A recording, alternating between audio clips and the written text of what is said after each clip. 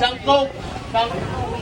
Mura natin yung mga bagay na napuputol o pwede sa sasapa. Alam nyo ba guys, napadayo nga ako dito sa may Hidalgo Street, Quiapo, Manila, para tikman ang sobrang sikat, trending na mula noon hanggang ngayon sobrang blockbuster pa rin. Ito ang masarap at quality na sautanghon ni Nanay Rosa. Hindi mo daw to dapat palagpasin kapag napadayo ka sa Quiapo. Kilala nga ang sautanghon ni Nanay Rosa dito sa Quiapo dahil sa masarap at sulit, sobrang affordable na sautanghon. Halagang 60 pesos nga daw makakatikim ka na nagmamalaki nila na sautanghon. Bukod sa sautanghon marami din silang iba't ibang klaseng pagkain na pwede mong pagpilian. So, yung talagang binabalik-balikan daw talaga sa kanila at pinipilahan at dinarayo. So, yung pangmalakasan nilang sautanghon.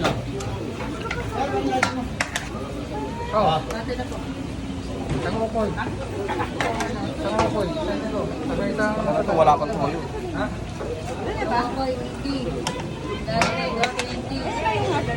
Ito lang po. Isa lang pesa. Grabe mga ka-all goods, pinapanood ko pa lang si kuya naglalaway na ako. Napansin ko rin, non-stop din yung mga customer nila dito. Blockbuster talaga. Patunay lang yan na masarap at quality talaga yung sinaserve nila dito na sautanghon. Kaya naman, lubos na tinangkilik talaga sila ng mga tao. Ito naman yung dining area nila na minsan daw agawan sa pwesto. Kailangan daw bantayan mo yung pwesto ng kumakain at after nun ikaw naman. Munta nga ako dito ng alas 2 ng hapon para walang masyadong tao. Kasi daw pag tungtong daw ng alas 4 sobrang dami na raw tao. O ayun, finally, ito na yung order natin na sobrang sikat. Sautanghon ni Nanay Rosa na 60 pesos. Bali dito, may tatlong klaseng choices ka na pwede mong pagpilian. Sautanghon with egg, sautanghon with pork belly, at yung tinatawag nila na overload, sautanghon with egg at pork belly. Sayang lang hindi natin na-try yung pork belly nila kasi pagdating natin ubos na daw. Normally daw, sa umaga pa lang daw, ubos na agad. Kasi yun daw yung malakas sa kanila. Okay? Food check na natin yan.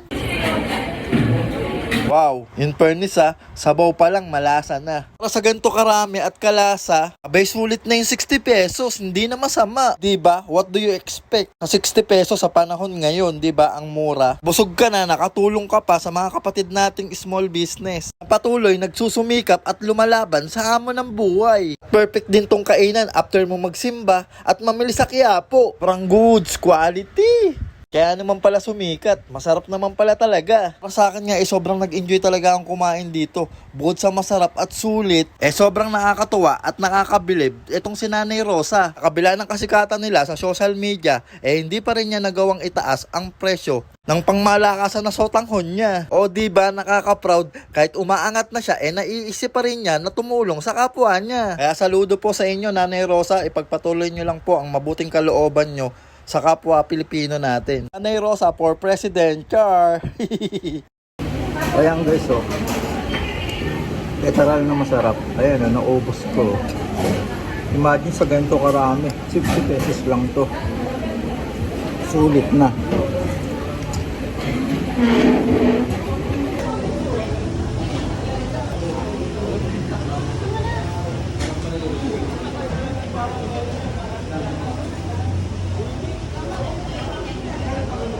So ayun mga ka-all goods, tapos na akong kumain at nakita nyo naman tuloy-tuloy pa yung mga customer nila dito. At kung gusto nyo matikman ang masarap at quality na sautanghon ni Nanay Rosa, open po sila everyday. Check out nyo na po dito. Located po sila sa Hidalgo Street, Quiapo, Manila. So ayun, siguro dito ko na rin po tatapusin yung video ko. Maraming salamat po sa panonood at kung nagustuhan nyo naman po ang video na to, paki-like and share naman po. Salamat! Aki Kabuhat! Peace out to all good gang. See you sa next vlog. Hindi ko na alam yung daan. Naligaw na yata ako.